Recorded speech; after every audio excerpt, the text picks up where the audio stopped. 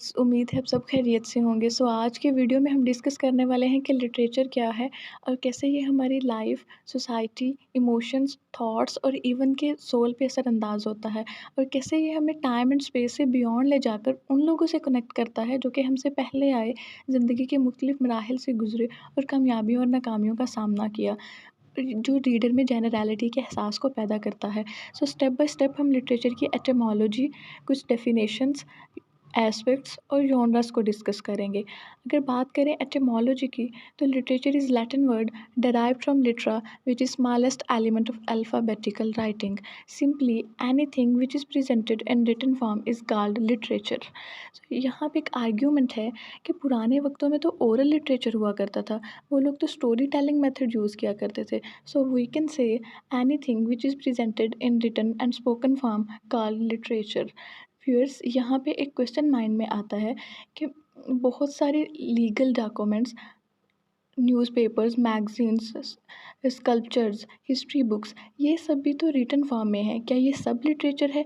No, ये सब literature नहीं है because they lack in artistic taste. The proper definition of literature is an art of writing meant to give an aesthetic pleasure. It is one of the fine arts like music, dance, painting which gives aesthetic delight. ऐसा work जो आपको, जिसको आप enjoy करें, जो आपको aesthetic delight दे, that will be literature. It's like a shell. William J Long literature को डिफ़ाइन करते हुए बताते हैं कि एक दफ़ा एक बच्चा और आदमी साहिल पे जा रहे होते हैं, तो बच्चे को एक शेल मिलता है, वो उसको कान के पास लेके जाता है। बहुत स्वीट और मेलोडियस साउंड सुनाई देती है और ऐसा लगता है जैसे शेल के अंदर एक नई दुनिया हो जो समंदर की सारी मरमरिंग साउंड अपने अंदर रखता हो।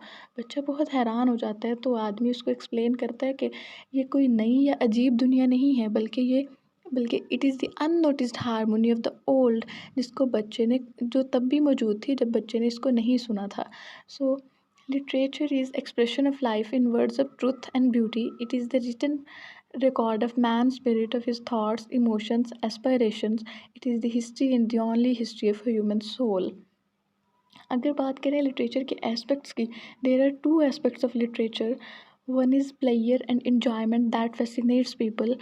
ऐसा वर्क जिसको जिसको हम पढ़ के एंजॉय कर सकें, जो हमें फैसिनेट करे, यानी art for art sake. If you love it then it is literature. And the second is measure or analysis, which means what are the qualities, style and impacts of the written material. Because her book के पीछे एक man होता है और her man के पीछे एक society होती है और मैन के एक्शंस उस सोसाइटी को उसके ट्रेडिशंस, कल्चर, रवायात, इम्पैक्ट्स को रिवील करती है। So we can say man is the product of society. And literature is combination of literary art and human interest. A work of high art which lacks human interest dies. ऐसा work जो कितनी ही sublime value क्यों ना रखता हो, लेकिन अगर वो ह्यूमन इंटरेस्ट को ग्रैब ना कर सके, वो कभी भी सर्वाइव नहीं कर पाएगा। लास्ट पे अगर हम लिटरेचर के जॉनर्स की बात करें, तो 3 बेसिक जॉनर्स हैं: poetry, drama and pros fiction. Poetry में आ जाता है एपिक, सोनेट और बैलेड, और ड्रामा में ट्रेजेडी, कॉमेडी एंड रोमांस, और प्रोज़ फिक्शन में novel, novella and short story. Thank you so much for watching. उम्मीद है आपको ये वीडियो अच्छी लगी।